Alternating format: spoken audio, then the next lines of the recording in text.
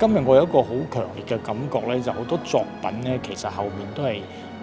推廣緊愛國主義教育。每一幅畫作品嘅後邊都有一個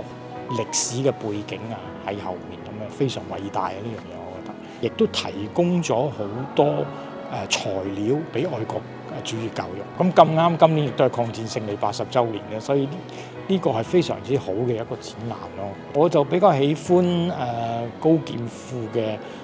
畫同埋字。咁另外咧就係關山月嘅梅花，真係非常非常之美。其中有一幅畫咧就係講一個礦工，一個女子嚟嘅。咁後邊嘅故事就係話當時咧佢嘅丈夫係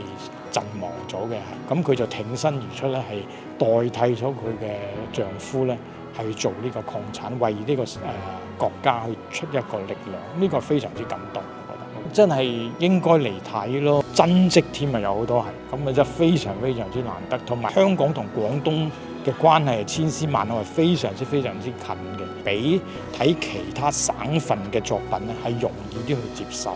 站在香港這個地方，回望過去將近100年的歷史，再看看未來，我覺得這些畫家們所呈現的，它不只是一個藝術作品而已，當中有情感，有對於時代一個藝術家的責任。當然，他們作品當中呈現的豐富性跟香港的生活非常的密切的。那麼在李鐵夫先生的那個魚的畫作當中，讓我覺得好像就是我們現在平常在生活當中也會去使用到的。在那種情感的背後，實際上是對這塊土地的情感期許和寄望。在展望未來的時候，如何能夠在這些畫家的作品當中汲取力量，讓現在的香港乘勢而起，越來越好。而且我自己每天做財經新聞，我真的很深刻地感受到香港是越來越好的。所以對我來說，它不是一個作品而已，它是一個力量，從過去帶到現在，再帶到未來。以前在香港呢，我們就叫文化的沙漠嘛。現在香港不是文化沙漠了，香港已經是文化的海洋了。3、4月份開始就有那些特別出名的藝術展，但是像這種中國的畫展呢，好像很少很少，尤其是這個版畫哈。剛才我還跟幾個行家聊，顛覆了我們對畫的這個認知吧。哥哥的假期，我們想着八路軍